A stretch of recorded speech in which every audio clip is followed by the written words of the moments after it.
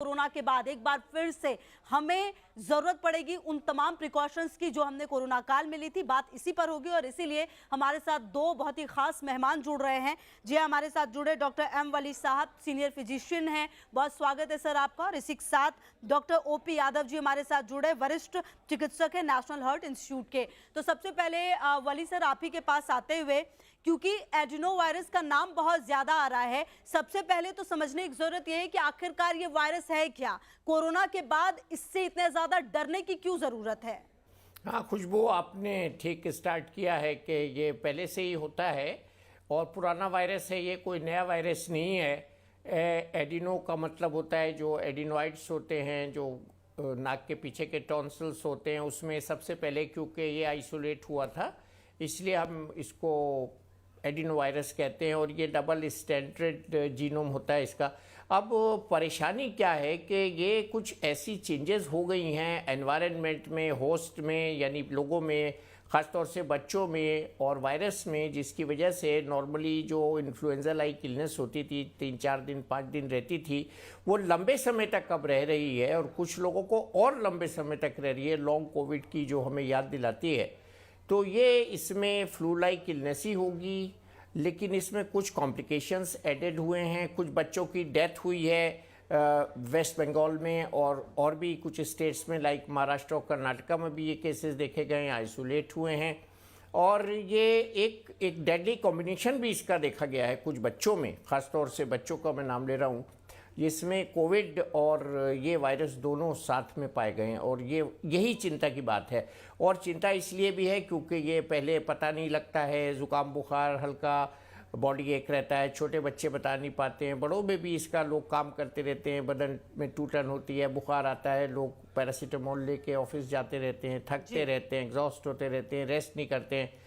और इनमें कुछ लोग ऐसे होते हैं जिसमें डायबिटीज़ वगैरह की बीमारियों की वजह से उनकी जो कॉम्पिटेंसी होती है, इम्यूनिटी होती है, वो कॉम्प्रोमाइज्ड होती है, तो उनको ये वायरस ज़्यादा परेशान करता है, निमोनिया पैदा कर देता है। कुछ केसेस में डेथ्स हुई हैं, जैसा कि आप की चैनल्स ने दिखाया भी है।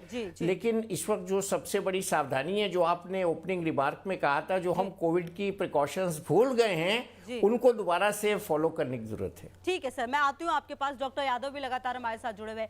सर मेरा सवाल आपसे यही है कि वली सर जैसा बता रहे थे कि क्या कोरोना काल में जो प्रिकॉशंस हम ले रहे थे वही इस एडिनो वायरस से बचने का तरीका होगा? और सबसे बड़ा सवाल सर एक ये भी आ रहा था जहन में कि आखिरकार ये बच्चों को ही इतना ज्यादा क्यों प्रभावित कर रहा है सबसे ज्यादा? देखिए, पहला सवाल कि प्रिकॉशन, जी हाँ, क्योंकि ये ड्रॉपलेट इन्फेक्शन से और सरफेस कंटेमिनेशन से फैलती है बीमारी। यानी जब आप बात करते हैं, मुंह से जो थूक निकल रहा है या जो हवा बाहर आ रही है, और वो थूक अगर किसी सरफेस पे, टेबल पे या किसी हैंडल पे चिपक जाता है और दूसरा आदमी उसको यूज करता है, तो उसके हाथ में वो कीटाणु ट्रांसफर हो जाते हैं, तो ये कंटैक्ट ट्रांसमिशन कहलाता है। तो बिल्कुल सेम प्रिकॉशंस कि आप मास्क पहनिए, दूरी बनाए रखिए, हाथ को धोइए और फिजूल में हाथ को नाक और आंख तक मत लेके जाइए, तो एसेंशियली वही प्रिकॉशन है। जी।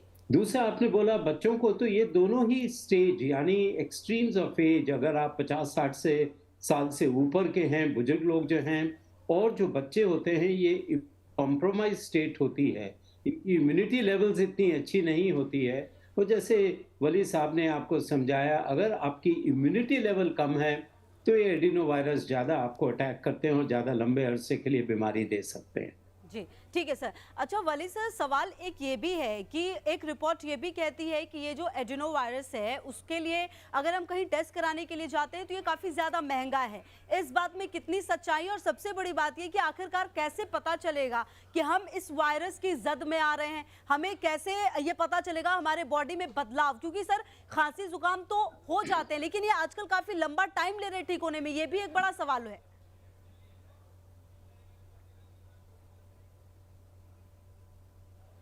बिल्कुल, ये वायरस को लेबोरेटरीज में टेस्ट किया जा रहा है एकेडमिक पर्पजेस के लिए, लेकिन जहाँ तक इसके सिम्टम्स को समझने का सवाल है, वो symptoms common influenza like illness के हैं।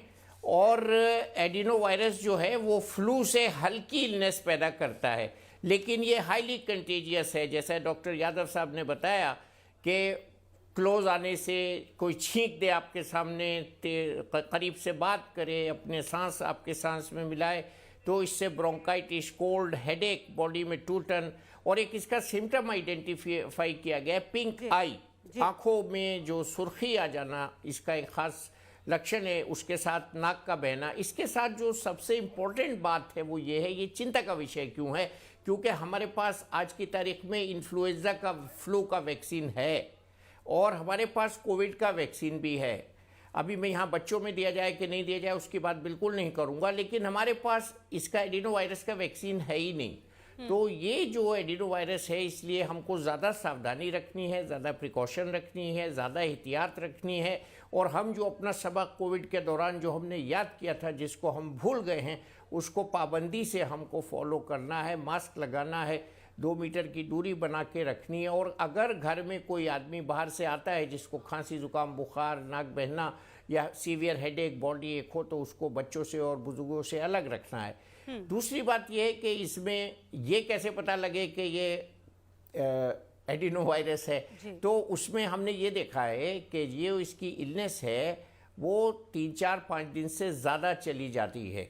सावधानी, जब 104 से ऊपर बुखार रहे या सांस फूले, ब्रेथलेसनेस हो या सैचुरेशन फॉल करने लगे, जो कि आज हम सब देख लेते हैं, घर पे सबके ऑक्सीमीटर होता है, या बहुत तेज़ खांसी के साथ बुखार हो, तो ये लक्षण इमीडिएट डॉक्टरी परामर्श लेने के हैं। ये डेंजर साइन है। मैं फिर दोहराता हूँ, 104 से तेज़ बुखार होना, 5 दिन से ज़्यादा लक्षण का मौजूद रहना, तेज़ बुखार के साथ खांसी होना, सांस फूलना या बलगम ज़्यादा आना, उसमें कभी कभी वेरी रेयरली ब्लड आ जाना, तो ये लक्षण ऐसे हैं जिसमें हमको तुरंत, ख़ासतौर से बच्चों को तुरंत हमको हॉस्पिटल ले जाकर उनको डॉक्टर के सलाह पर एडमिट कराना चाहिए, उनको दिखाना चाहिए, उनको रेस्ट देना चाहिए। इसकी कोई ख़ास दवाएं भी नहीं हैं। कुछ दवाएं हैं जो ट्राई हुई हैं, जिसका नाम मैं यहाँ बताना मुनासिब नहीं समझूंगा, वो डॉक्टर के डिस्क्रिप्शन पे ली जा सकती हैं। लेकिन हमने और ICMR ने बार बार लोगों को ये सचेत किया है कि इंडिस्क्रिमिनेट यूज़ ऑफ एंटीबायोटिक इसमें बिल्कुल नहीं करना है। उससे आगे चल के हमको नुकसान होगा। जब हम एंटीबायोटिक को ज़रूरत होगी हमको एंटीबायोटिक की, उस वक्त ये एंटीबायोटिक काम नहीं करेगा। तो इंडिस्क्रिमिनेट यूज़ ऑफ एंटीबायोटिक के लिए चेतावनी, सेल्फ मेडिकेशन के लिए चेतावनी, और क्रोसिन मैंने नाम ले लिया, पैरासीटामोल टाइप की जो दवाएं हैं उनको लेना, और जनरल प्रिकॉशन में अगर हम कुछ लेना चाहते हैं तो विटामिन C का इसमें इस्तेमाल करना। और जहाँ तक होगा, जैसे कि हम दोनों ने, डॉक्टर्स ने बताया है कि आइसोलेशन इसका गोल्डन रूल है, और अगर ऐसे मरीज को बुखार, जुकाम, नाक बहना और छींके आना हो रही है तो वो बाहर न जाएं। देखिए, कहीं ना कहीं दोनों डॉक्टर्स हमारे साथ जुड़े हुए हैं, और निश्चित तौर पर देखिए ये समझना बहुत ज़्यादा ज़रूरी है कि ये जो प्रिकॉशंस जो शायद हम भूल रहे हैं वो लेना वापस से बहुत ज़्यादा ज़रूरी है।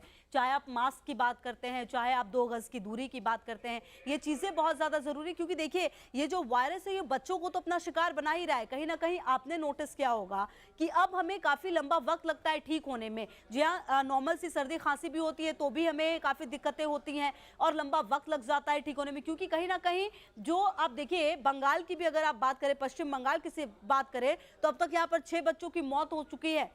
ये आंकड़ा कह रहे हैं कि ये ऑफिशियल है। आप सोचिए किस हद तक इस बीमारी ने लोगों को परेशान किया, और अगर आपने और हमने सही समय पे प्रिकॉशन नहीं लिया तो ये वायरस और ज़्यादा खतरनाक हो सकता है और समय के साथ ये हमें और ज़्यादा नुकसान पहुंचा सकता है। तो ज़रूरत यही है कि अगर आपको ऐसे कोई भी लक्षण नज़र आते हैं तो आप तुरंत अपने डॉक्टर से संपर्क करिए। देखिए, जैसा कि डॉक्टर वली भी बता रहे थे कि आप खुद से डॉक्टर मत बनिए, मतलब जो भी अगर आपको कोई एंटीबायोटिक समझ में आ रहा है, आप खा रहे हैं, अपने आप अपना इलाज कर रहे हैं, तो ये सही नहीं है। ये कहीं ना कहीं आपको नुकसान पहुंचा सकता है, हमें नुकसान पहुंचा सकता है। ज़रूरत इस बात की है कि अगर बहुत लंबे समय तक खांसी, सर्दी, जुकाम हो रहा है तो उसके लिए आप डॉक्टर से जाकर मिलिए। वो जो दवाई आपको लिख रहे हैं उस दवाई का आप इस्तेमाल करिए, वरना ये जो प्रॉब्लम है वो काफ़ी ज़्यादा बढ़ सकती है। मौसम बदल रहा है। आप देखिए, अब त्योहारों का भी समय पास में है और ऐसे में जो हमारा संपर्क है वो बहुत ज़्यादा लोगों से होता है। और देखिए, वैसे भी अगर आप डॉक्टर वली लगातार हमारे साथ जुड़े हुए हैं। डॉक्टर वली, एक सवाल ये था, त्योहारों का मौसम आ गया है और ऐसे में लोग एक दूसरे जी। से मिलते ही मिलते हैं। कई बार हमने देखा, और अब तो कोरोना के बाद लोग थोड़ा सा ऐसे हो गए कि चलो जो मौका मिल रहा है उसको जी लो, लेकिन शायद यहीं पर हम गलती कर जाते हैं और यहीं पर प्रिकॉशन ना रख के अपने आप को बीमारी की तरफ 2 कदम और आगे लेके जाते हैं।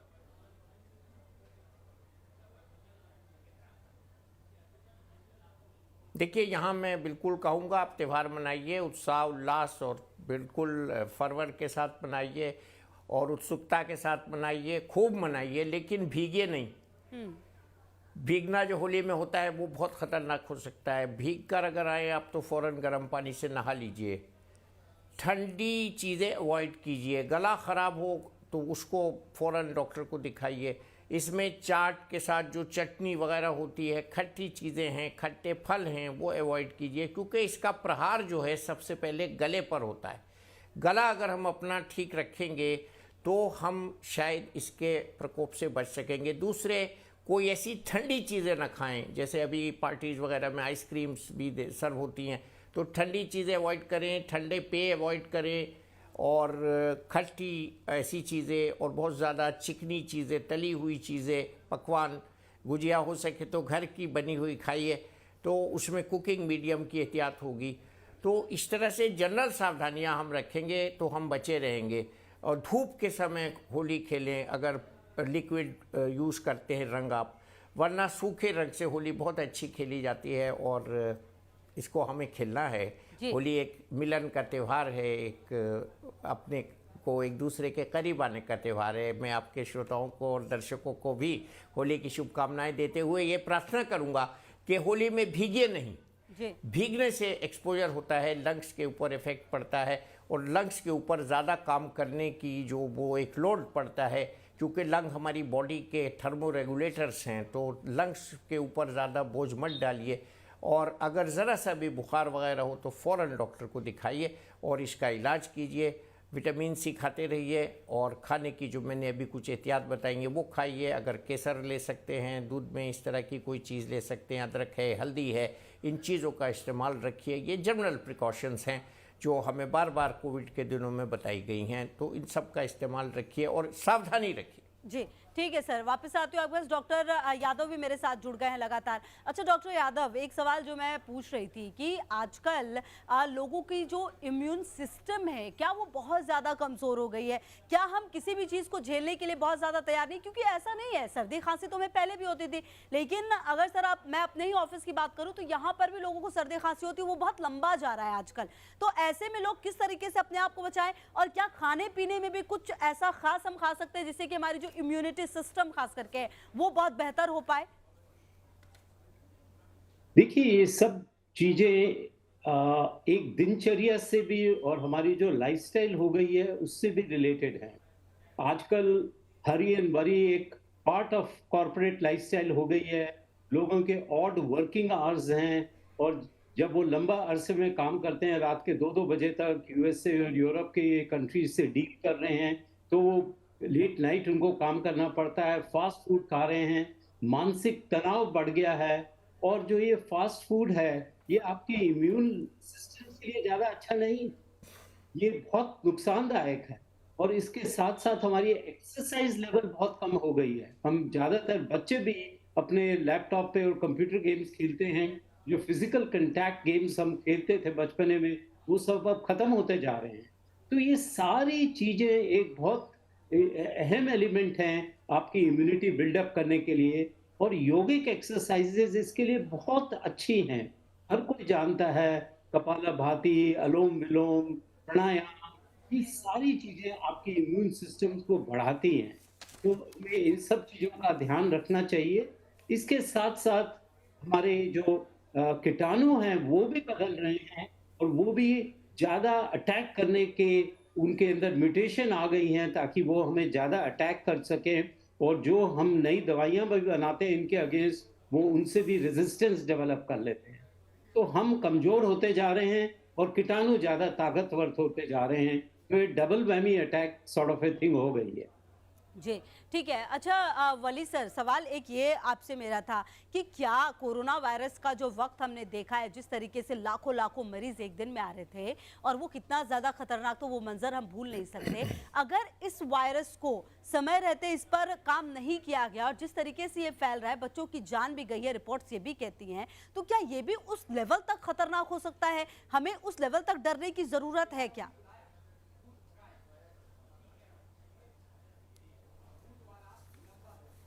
डरने की ज़रूरत नहीं है, सावधान रहने की ज़रूरत है। देखिए, कोई भी वायरस कभी भी म्यूटेट कर सकता है। वायरस का एक हॉल मार्क होता है कि वो म्यूटेट करते हैं। एडिनो वायरस इन्फेक्शन आज नया नहीं है कोविड की तरह से। और जैसा कि डॉक्टर साहब बता रहे थे, अगर हम अपनी दिनचर्या को कंट्रोल रखें, सावधान रहें, अपने खाने पीने का ध्यान रखें और मास्क से अपना बचाव करें, तो मैं नहीं समझता कि इसमें हमको कोई परेशानी होगी। हाँ, छोटे बच्चों को इस बार ज़्यादा संक्रमण हो रहा है, वो एक चिंता का विषय है। उसके लिए सभी सरकारें हमारी सचेत हैं। हमारे यहाँ बहुत अच्छा इंतज़ाम हो गया था कोविड की सेकेंड वेव के बाद, जब हमने थर्ड वेव और फोर्थ वेव की बातें की थी। तो हमारे पास बच्चों की आईसीयूज़ हैं, ऑक्सीजन की कमी नहीं होगी। और इस तरह से जैसे कि वो फेज़ था, वो बड़ा एक भयावह फेज़ था, वैसा फेज़ मैं नहीं समझता और कहीं भी ऐसा नहीं होगा।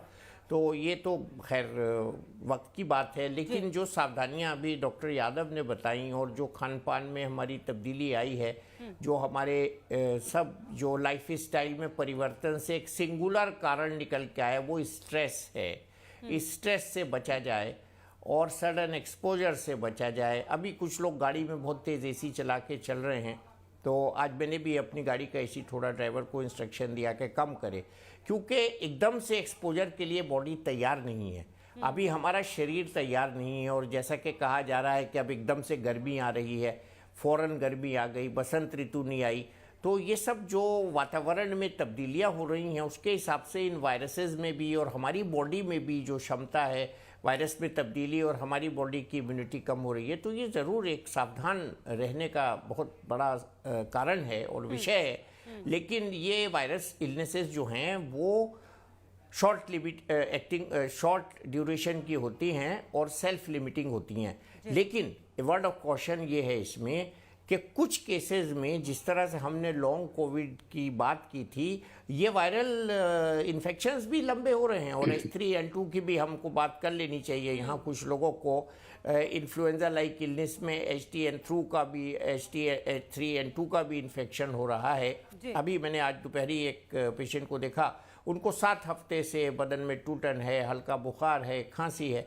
तो जो लोग डायबिटिक हैं, उनको, जिनको ऑर्गन ट्रांसप्लांट हुआ है, उनको, जिनकी इम्यूनिटी कंप्रोमाइज्ड है, उनको, जोड़ों की वजह से स्टेरॉयड चल रहा है, बीमारी, किसी बीमारी की वजह से प्रोलॉन्ग, या अस्थमा के मरीज़ हैं, स्मोकर्स खास तौर से हैं, उनके लिए बहुत चिंता की बात है, सावधान रहना है। एक आम आदमी के लिए तो हम यही प्रार्थना करेंगे उनसे कि सावधानी रखें, अपने को एक्सपोजर से बचाएं, कॉफ हाइजीन प्रैक्टिस करें, हैंड सैनिटाइजेशन प्रैक्टिस करें, मास्क लगा लें मेहरबानी से अगर भीड़ में जाएं तो, और अपनी खान पान का ख्याल रखें, उसमें खट्टी चीज़ें न खाएं, गले को विश्राम दें। और कुछ लोगों को मैं ये भी सलाह दे रहा हूँ कि बार बार गार्गल्स करते रहें। और बदन में टूटन हो, बुखार आए तो तुरंत डॉक्टर से सलाह लें।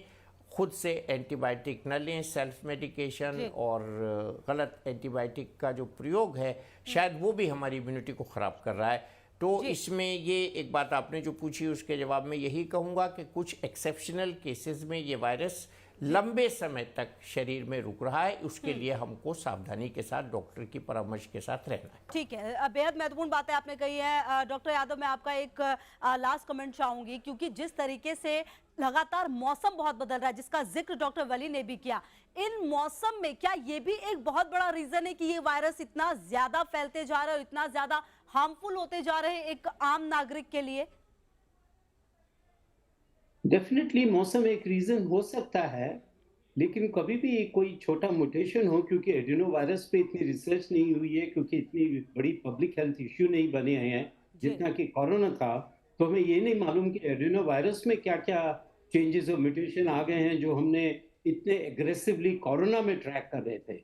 लेकिन मैं एक बात जरूर बताना चाहता हूं कि कोरोना से पहले जो कोवैक्सीन के मैन्युफैक्चरर हैं भारत बायोटेक, वो एडिनो वायरस की एक वैक्सीन बना रहे थे और वो उसके कगार पे थे, वो बनने वाली थी, लेकिन इतने में कोरोना वायरस आ गया और उसको छोड़ के सारा अटेंशन कोरोना वैक्सीन पे चले गया। जी तो ये एडिनो वायरस की वैक्सीन को भी डेवलप किया जा सकता है और ये ऑलरेडी बड़े फाइनल स्टेज ऑफ डेवलपमेंट पे थी ये वैक्सीन। जी ठीक है सर, बहुत बहुत शुक्रिया आप दोनों का हमारे साथ जुड़ने के लिए, बातचीत करने के लिए। तो देखिए, डॉक्टर वली हो, डॉक्टर यादव हो, दोनों यही कह रहे हैं कि हम जितना ज़्यादा प्रिकॉशन लेंगे उतना ज़्यादा बेहतर होगा, उतना ज़्यादा इस वायरस के प्रकोप से हम बाहर रहेंगे। और सबसे बड़ी चीज़ यही है कि कोरोना काल में जिस तरह के प्रिकॉशन हमने अपनाए थे, वो एक बार फिर से वापस उसे अपनाने की ज़रूरत है। और अगर आपको अपनी तबीयत ख़राब लग रही है तो आप खुद से अपना इलाज ना करें, आप डॉक्टर के पास ज़रूर जाइए। ये बात दोनों डॉक्टर्स ने कही। आप सभी का बहुत शुक्रिया, बने रहिए हमारे साथ, देखते रहिए न्यूज़ नेशन।